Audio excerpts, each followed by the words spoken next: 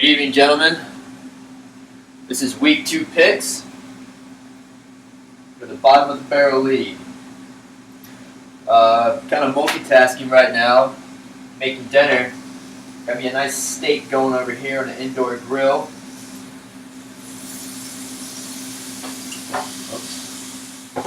Been marinating all day, so it's gonna be got that going with steamed broccoli, some peas. Let's start this off first by saying thank you to our current champion, Matt Leeper, for purchasing the plates that will be going on our trophy. Half broken trophy. In the words of Chad Hollins, you had one job. One job. Protect the trophy. Cats, and you failed. Done. Moving on, but I digress. Moving forward, we're going to be doing something a little different with the league notes. Everybody's going to get a turn to write their predictions. We're going to go through the draft order. So next week will be Jeff Doge, followed by Chad Hollins, number 2 pick, number 3 pick, me. I'll do it again if necessary, and on and on. I'll be sending out more information on that later. So let's get right to the picks. Game 1, we are showing Team Brown. Great name. Thank you for participating. Going against 1, 2, 3, 4, 5th, Jeff Edwards. Quarterback play here looks pretty good. Cutler's going against San Francisco for Team Brown. Hearing that Marshall and Jeffrey are questionable, so that's not looking good. Never helps when you're going against a team like that without your 2 star receivers. So that hurts. Edwards brings luck going against Philadelphia. I think Philly focuses more on offense than they do defense, so he can probably put some big numbers up there. So the edge here is going to Jeff in my book. Running backs, we have Forte and Morris for Edwards, Stacy and Miller for Team Brown. It's never good when your second running back is a number 2 on a roster. That's what happens when you pick a kicker in the 8th round. You get shitty backup running backs. Going on receivers is where it gets kind of fun. Jeff Edwards is bringing Patterson to the Minnesota Vikings. As we all know, I'm really high on him. I think he's going to have a great year.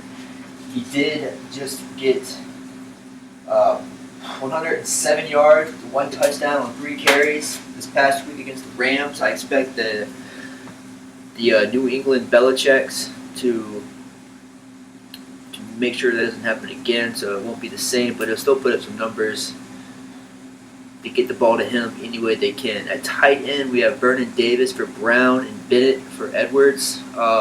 With the 2-headed monsters out in Chicago, Bennett might be getting a lot more looks in the red zone. So earlier I would have said Davis, but if both receivers are out for Chicago, I'm going to go Bennett, I think.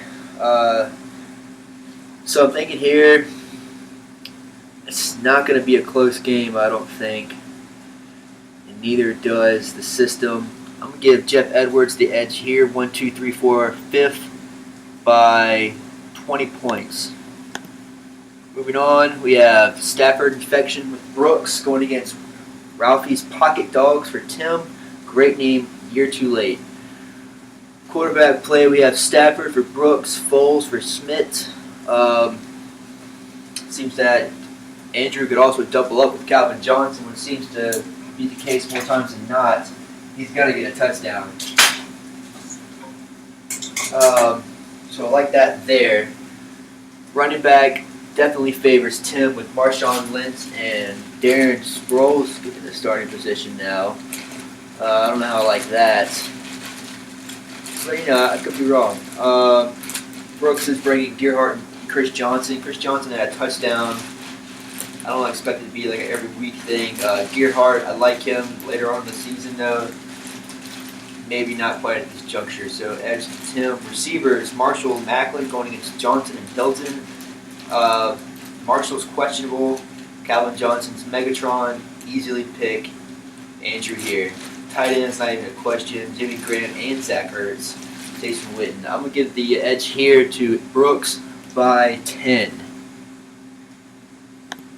Moving on. We have the Savages of Washington against El Macho Grande. Matt Manning versus Leaper. Quarterback play here, Aaron Rodgers for Josh and Cam Newton for Leaper. While I do like Cam,